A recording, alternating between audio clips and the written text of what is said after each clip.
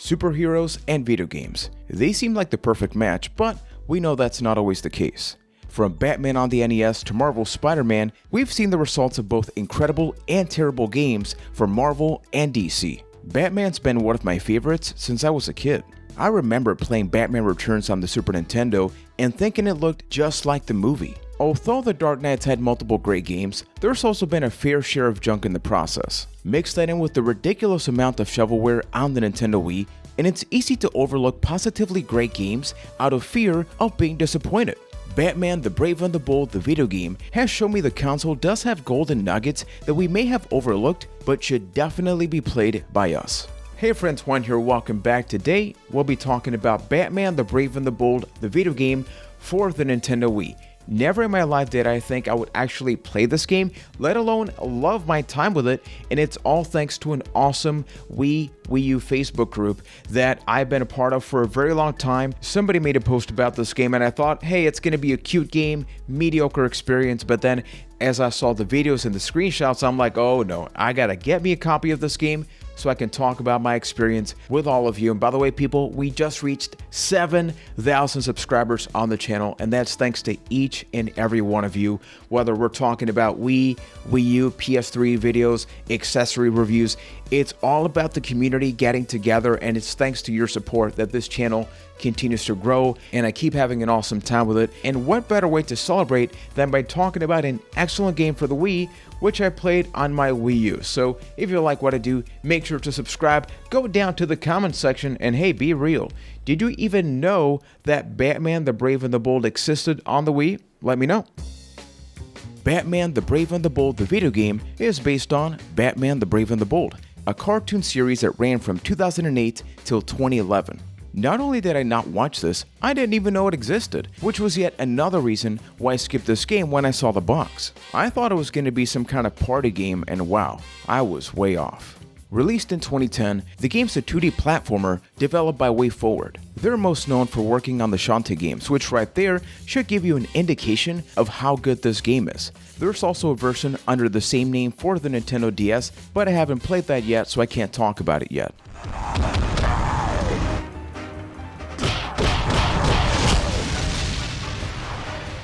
I wanted to play this game because I was looking to play a 2D side-scroller and realized I just don't really show the Wii a lot of love. I played it on my Wii U, which made the cartoon-style graphics look even better thanks to the HDMI out. In a time where the standard for superhero games are open-world experiences, I love that this is completely different. A simple action game that doesn't necessarily innovate in any particular way, but instead focuses on creating a solid experience from start to finish. Something I really enjoyed is that not only can you play as the Dark Knight, you also get the choice of playing as other characters throughout the game's 4 episodes. This includes Robin, Blue Beetle, Hawkman, and Guy Gardner, who I completely forgot existed. Is he like a low-tier Green Lantern or something? I really don't remember. Each one plays in their own unique way, highlighting the hero's abilities. This is awesome as the whole game can be played in co-op. Hawkman was easily my favorite secondary character, as not only does he play great, the banter between Batman and him is fun to listen to. We should turn around and find another route. And let old Spooky get away? Come on, these rocks look sturdy to me. It's time to act like a hero, kid. Now you can play this game by yourself, but just know you'll be stuck with a very dumb AI taking over the second character. Expect to see them fall down and be blasted away by bombs a lot. This really isn't a big deal though, and we'll talk about it a little bit more later on in the video. Having only 4 episodes means the game's a fairly short experience, but I wouldn't say that's a bad thing. Each one feels like a TV episode, filled with cutscenes and plenty of dialogue. What's this one's name again? Clock King. Does he always make puns about time? Like clockwork.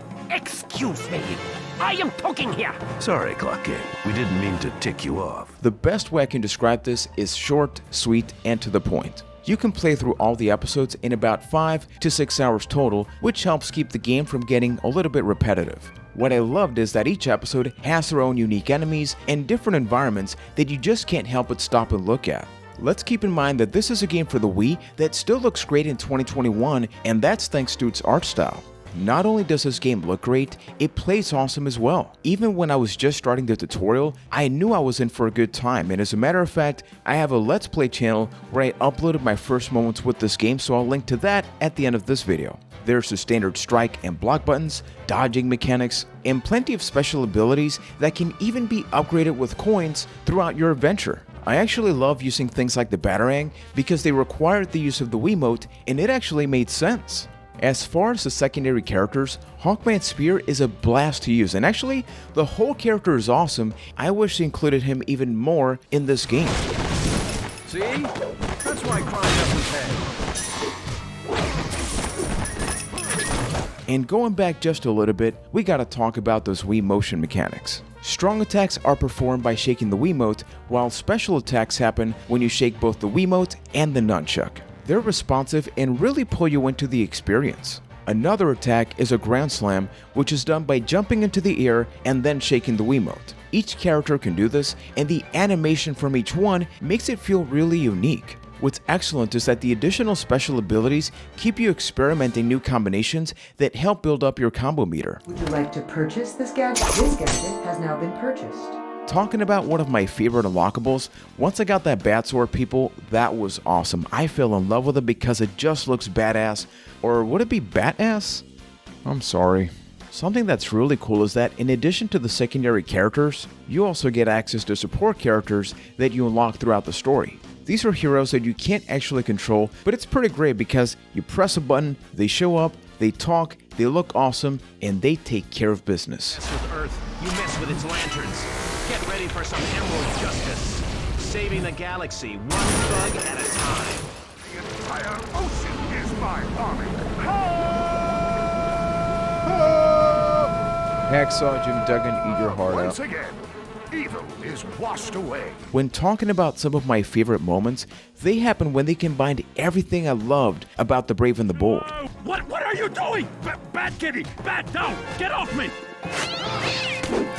Although most boss fights are pretty basic, they blend in action, platforming, and dialogue between characters so damn well. Instead of calling these challenging, these are just great moments to experience. This game's all about the little things. There's one part where you're fighting in a rooftop in Gotham, and as you check out your surroundings, you actually notice that Catwoman is witnessing all of the action while sitting on top of a neon sign. That was an awesome moment to look at, and for a second there, I almost forgot that I was playing a game. So this looks like a Batman game, and the characters sound like what we'd expect, but what about the music? That's excellent too.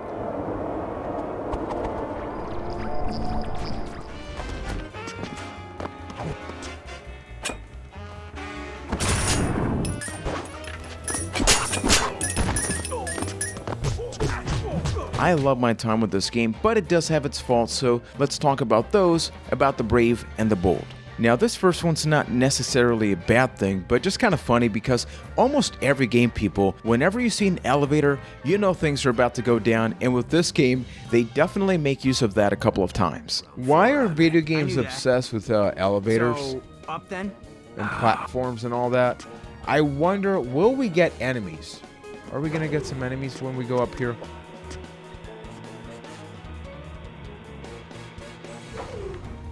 Oh. Oh. Why are elevators so dangerous in games? Seriously, I'm afraid to get on one now. Okay, there we go. Elevator scene, and we do have enemies now. So they were warming us up. Oh my goodness. Elevator with enemies, and we are gonna freaking die.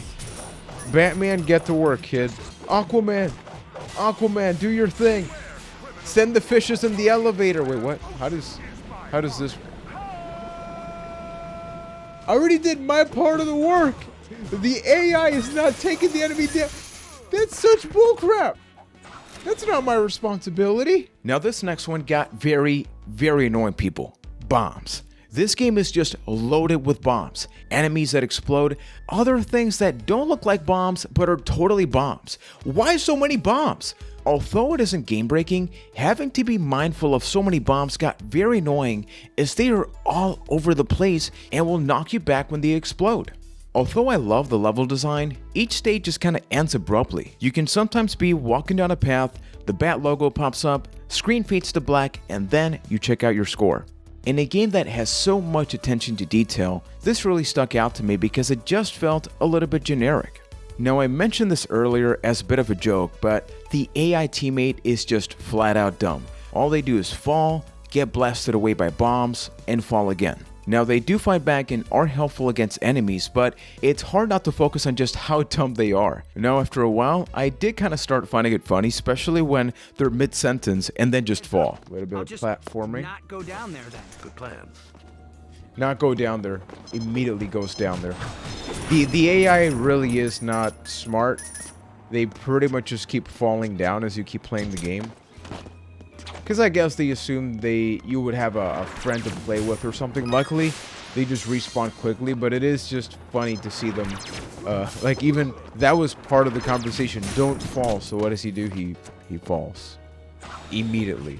He's still mid-sentence when he falls. It's like, come on. And I fell.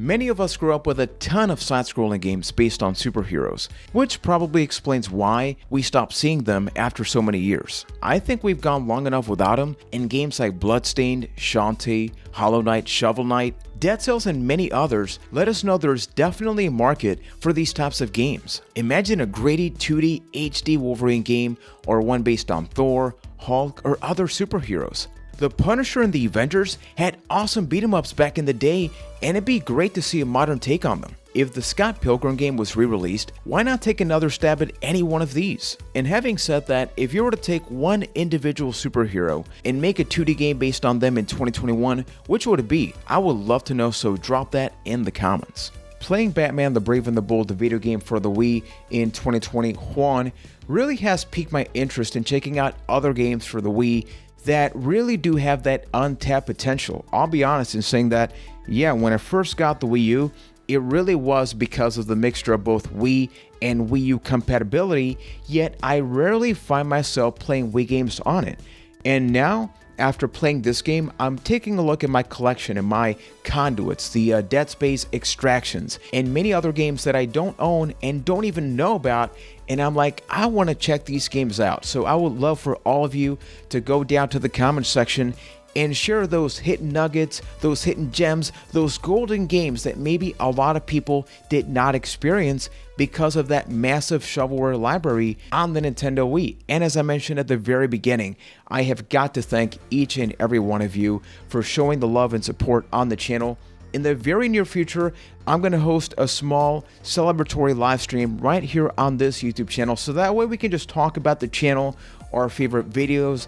I can talk about my collection. Really, it's just a laid-back experience, and I think that really is some of the best ways that we can celebrate 7,000 subscribers. So if you like what I do, make sure to subscribe, click on that bell, and up until next time, thank each and every one of you for supporting the channel, and I will catch you all on the next video. So take care, everybody.